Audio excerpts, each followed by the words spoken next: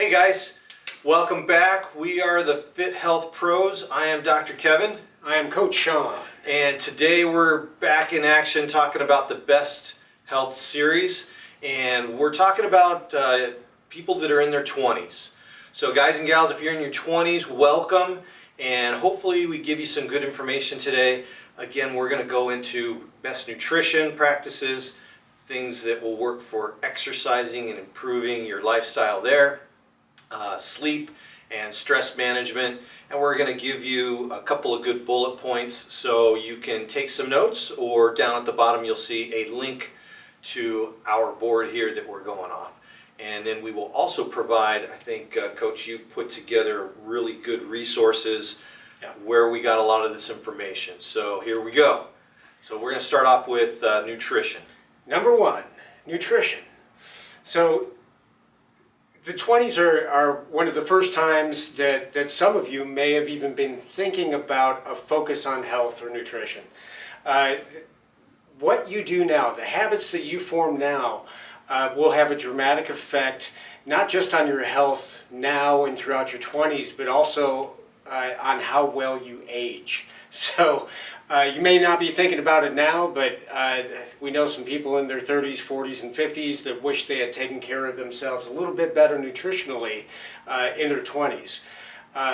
During these years, you may see greater weight fluctuations for the first times in your life. If you did have some issues in your teenage years, those may actually get worse because of all the different stressors that are coming into your life now that you didn't have during your teenage years. You got your stress, your schedule, there are various life shifts that are happening. So we're really looking during these years to start cutting down on unhealthy fats, sugars, salt, the mindless eating that can happen during your college years especially, or post-high school years if you don't end up going to college. These are the building years for chronic diseases. Obesity, diabetes, heart disease, all kind of have their nascent forms in their 20s if you are not taking care of yourselves. Easiest way that I found to kind of focus on nutrition throughout the 20s is learning how to cook. You are in charge of all of the ingredients that are going into the concoction that you're putting out that night. Mm-hmm. You're also saving money. You're not going out to restaurants. Yeah, big deal. Which is a big deal in the 20s.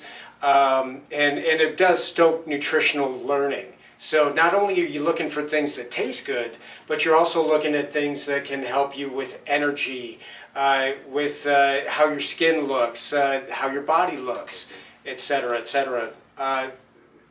In doing this, you're going to be eating these healthier foods. This will probably be the first time that you look at portion control as well. Mm-hmm.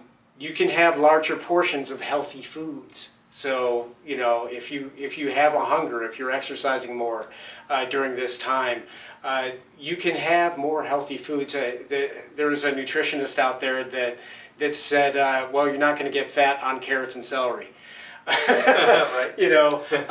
Put down the candy bar, put down the fast food, put down the empty calories and the mindless eating, the potato chips, and just start focusing on eating healthier, tasty foods. You're going to be offsetting added calories if you are going to be having your cheats here and there with those tasty, vacuous, mindless foods. Right. They add a lot of calories. To offset those calories on those times where you kind of take a step back and you go for comfort over good foods, offset that with exercise.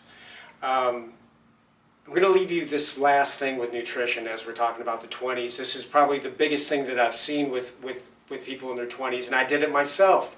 Try not to skip meals. Mm-hmm. It can really mess with your metabolism and get you to a point where you're so hungry because you've been skipping meals that you don't make wise choices. We're looking to make wise choices in nutrition and go for those healthier foods. If you are starving, you will reach for whatever is there and whatever is fast, and oftentimes whatever is fast will not necessarily be good for you. Right, right. So that was a lot of great stuff. I think Coach went into, things you should do, things you shouldn't do, and most importantly, the why. I think in the 20s we have to look at the caffeine and the sugar Big time. big time as well, because Yeah. of the Rockstar, the Monster energy drinks, and all of the coffees go way up in the 20s, whether it's to, get through work, get through a workout, wake up the next day, and we Tests. have to be, If be you're careful with that. Finishing college up, the all-nighters you're pulling for studying. Right. Conducive to high caloric intake and low nutritional value. Right. Yeah, you don't want to substitute that type of thing and say, well, I need energy for food, which should be used for energy, and then that transitions into having enough energy to do your exercises. Yeah, your 20s are a great time to learn this. Yeah. And so with exercise, this is the time, and again, the 20s from the beginning till the 20s at the end, there's so much change in there. And some of you may feel really indestructible and in great shape, and I can eat whatever I want in your early 20s, but watch out, because it shifts real fast. And you think it doesn't, it does. And then the other is, if you do have something like obesity or diabetes, now's the time where you can start making the reversal and start adding in the exercise. One of the biggest things for diabetics is movement. And that weight-bearing exercise. That's the big deal. So here's where habits are formed. It's easier to implement these things. You may have some more freedom versus your high school regimented classes or your sports schedule. You may now not be doing that sport. You thought you were going to be an athlete in college and it just didn't work out. So you still want to exercise. You don't want to go from being in great shape to poor shape, because that affects your mental acuity as well. But it's easier to make those changes. There's less blockages, and you can handle those things now because of your scheduling changes and things like that. We want to build physical activity into your daily lifestyle. So 20 to 30 minutes a day. If you live in an apartment, going up and down the stairs or just walking and back and forth, but get those walks in, get some sort of exercise in, and that habit is going to last for a long time. Yeah, walking to the store if it's nearby. If a store is a mile or less, walk. Yeah. Grab a couple bags of stuff instead of going, once every 2 weeks and loading up. Now, in your 20s, here's where we see that exercise starts to improve. So your productivity starts to really increase. You'll start to kind of go, yeah, I went on a hike with my parents and I did this, but now you may be running those hikes. You may be, your increase on lifts or how fast you can do things, your type of exercises are going to start to change. You're going to have more energy, your appearance starts to change, you're going to start gaining muscle mass, maybe thinning out, you'll have more resilience, you won't have the aches and the pains like you did when you were 10 or 12. You get up and you can go again. It's pretty cool. That's going to build your confidence, and definitely have start making documenting these things, whether goal setting and continuing that pattern on into your 30s. What else do you think on that one? I think as you get into your 20s, and Dr. Fox was talking about the increase in muscle mass.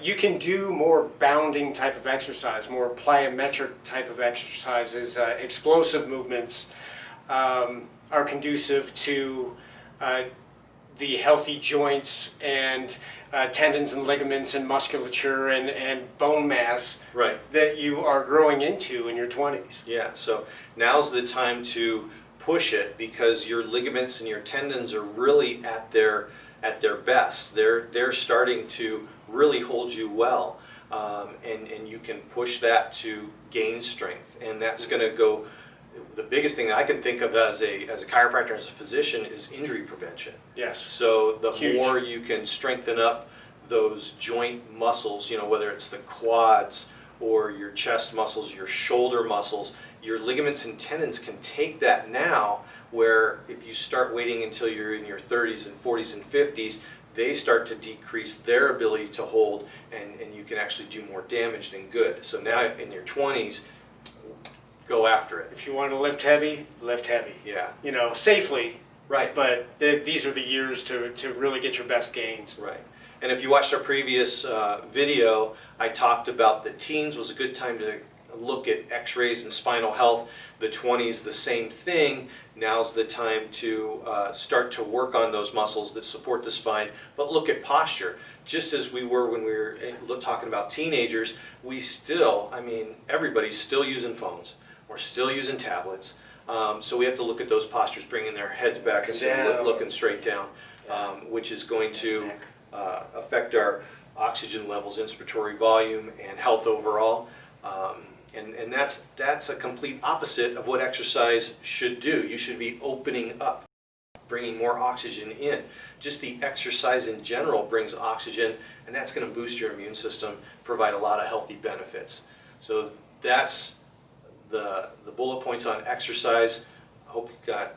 That was a lot. That was a lot. So hopefully, if you liked that, go ahead and hit the like button. Hit subscribe. We got more. Yes, we will continue with exercise for sure. Next up, we're gonna talk about sleep science next. As your health improves with better sleep, as you get better sleep, your health will improve. It's symbiotic. It's a cycle that just keeps going and keeps going and keeps going. As you're entering into the early 20s, you may be a night owl. If you hit 21, you want to go hang out with your friends, you want to get some drinks, you want to go dancing, things of that nature, go to ball games and stay out late.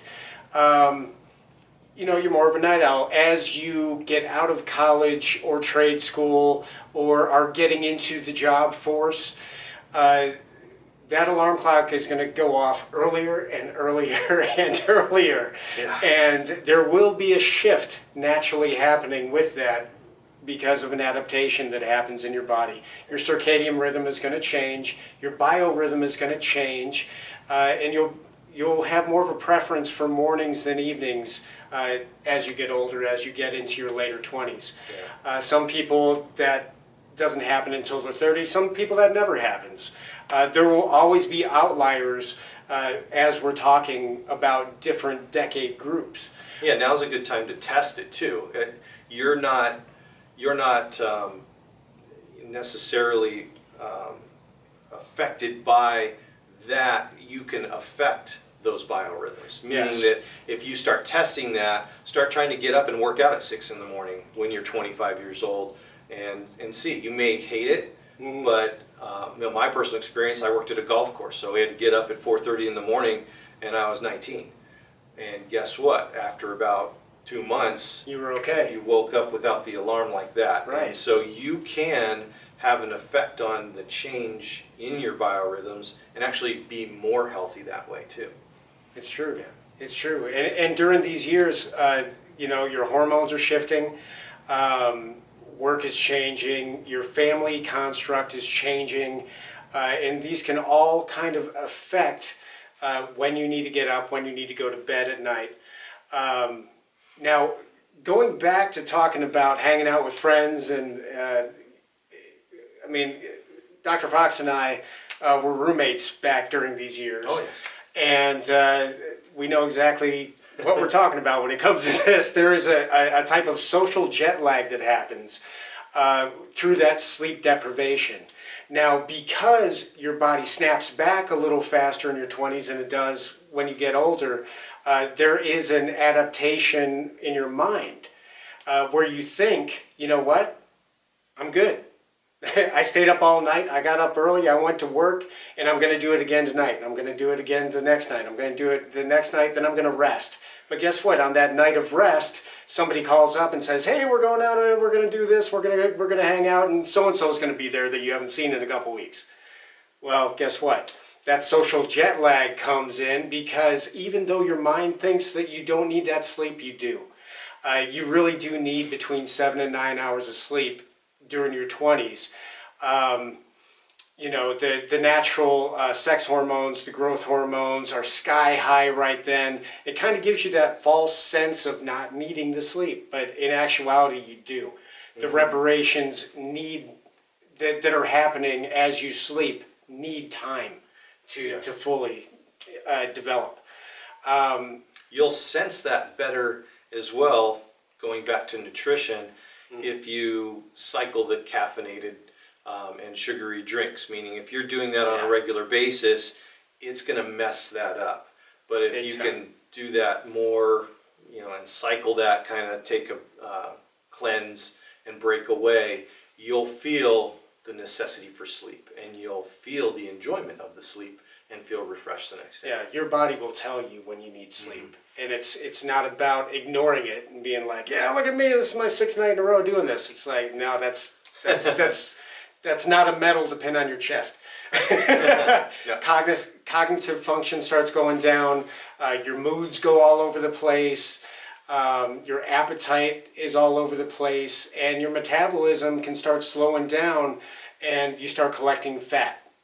And nobody necessarily wants that as well. Now, one thing you got to be careful of here are sleep issues that can also creep in during this time. It's happening early and earlier. We didn't think when we were creating this series we would be talking about these things in the 20s, actually. Right, right. We're talking about sleep apnea, grinding teeth from the added stress that's coming from, say, a new job where they're pushing you to prove yourself, and then trying to make up sleep.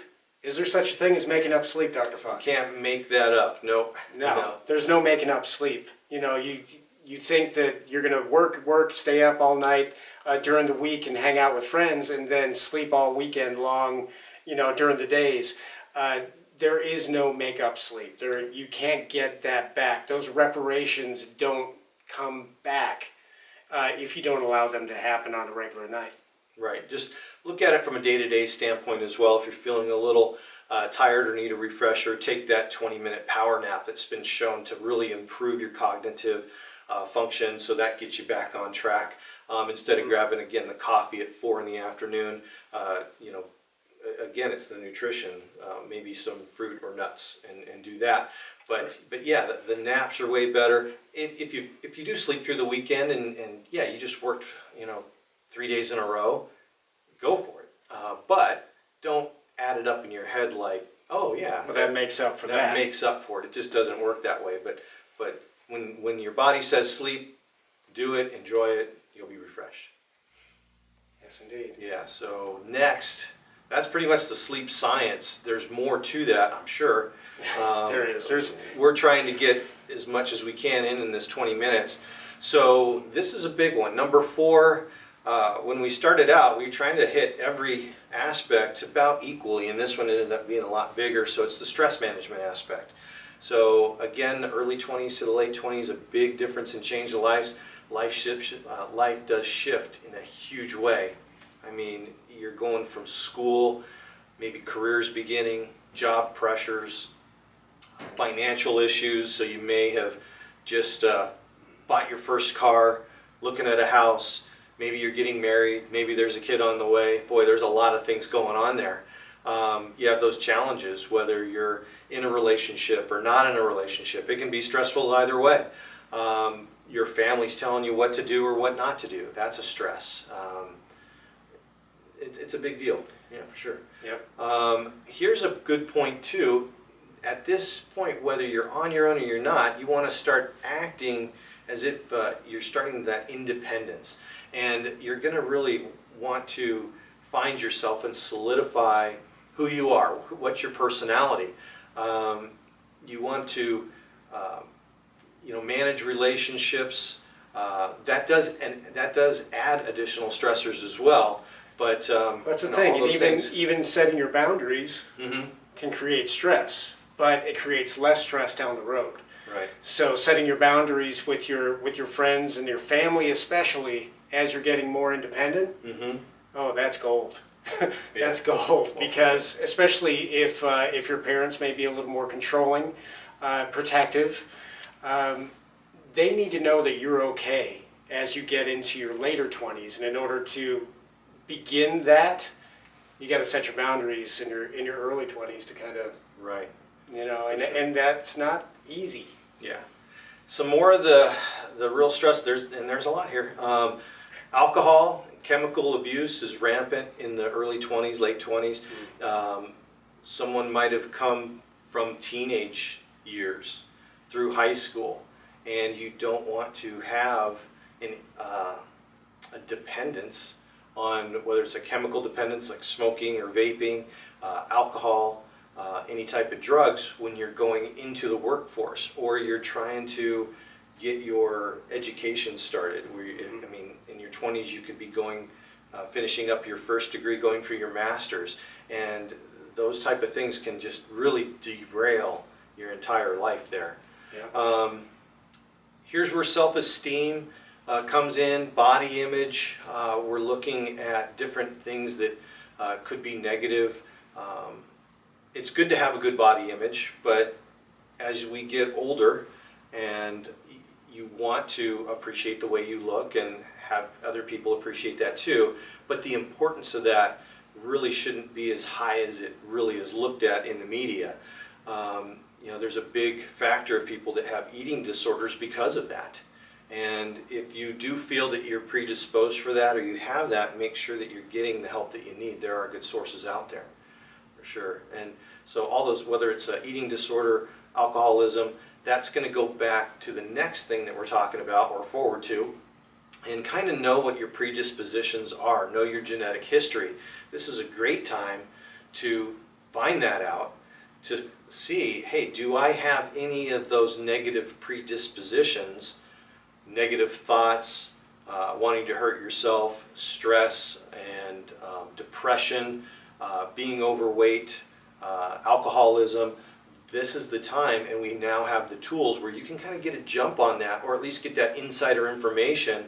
So now you're armed with that. So if you go to a party or you're with a bunch of people and they're all drinking and you know that ahead of time, okay, if you have a drink, great, but just know, all right, that's my limit. That's my boundary. Yeah. Not everyone's chemical makeup within our bodies is the same.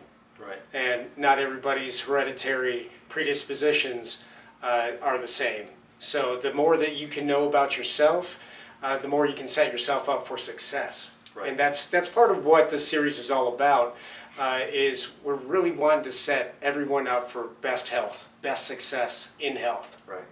And if you are in your 20s, don't feel, I don't want to say intimidated, don't feel bad, just don't feel bad if you have to ask your parents for help on this, because really it's not until you're 25 or 30 till you really figure it all out and you do have a sense of control, because even then you might not. Yeah, you might, but for sure 21 to 25 you may think you are in control of those things, but you aren't yet. So don't feel bad. I really welcome, I always welcome it when kids can talk to their parents, and it's a, at that adult level, but you're learning. There's a shift in how you speak to your parents and how they speak to you when you're getting into your 20s. Right, and that's how you learn to be an adult, is by asking questions, by expressing your feelings, and doing that, and that does set yourself apart for long-term success.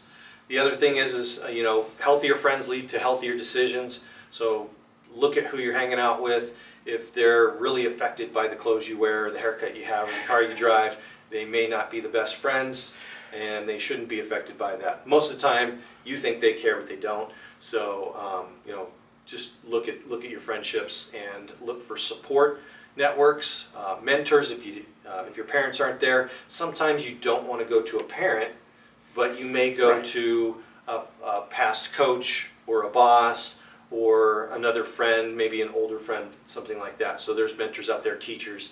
Other ways to de-stress, yoga, meditation, exercise, and hobbies. And every hobby's a little different. So whether it's gardening, cooking, riding motorcycles, basket weaving. Whatever excites you. Yeah, and that, when you get into it, that's going to help de-stress you. Find a job. So here's, I just said find a job. What I want to say and preface that is, again, in the 20s, as you're looking at work, there's two reasons. You want to have some income, maybe to pay for some school. But if you have any type of hobby or talent that you want to explore and that you're passionate about, now's the time. It's a great time. Now's the time to do it, and you shouldn't have any regrets in that. Even if it's that 1 in a million shot, and it doesn't have to be sports or acting or singing. It can be things like, if you feel you are the best person to start this new company or get into real estate or cooking. It doesn't matter, but take that risk, find out if that's really who you are, and that could go a long way. You don't have those boundaries as much. It can help offset, I'm reading it here, mental issues as well. So when you find something that you're passionate about, it's amazing what you don't think about, and that's where people get more stress, is when they're overthinking things. My experience is, I'm a business owner, and I did go to a professional college to get a degree, but I still had to jump into the fire to open up a building and open the door and put the shingle on it, and then all of a sudden the phone rings and you have a customer or a patient. That's the thing that you do in your 20s, and that's what I did. And now my brain might not do that again. So just keep that in mind. Your future self may be more cautious than your 20-year-old self, so take those risks. Don't compare. Make sure that you have a vim and vigor and a zest for life as you continue on, and if there are issues and stress questions, look at the things that are out there, whether it's online or someone that you can call, and then go from there. So that's it for the stress management. Ba-boom. Ba-boom. So hopefully you got a lot of good stuff out of that. If you did, give us a like. I know, Smash. I know, Coach went over nutrition and sleep science, and man, there was some good stuff in there. So pass it along, share it too. Yeah, that's thanks for being with us yet again for this next stop down the Best Health series. A lot happens in the 20s, and we touched upon dozens of things that hopefully you can have front of mind.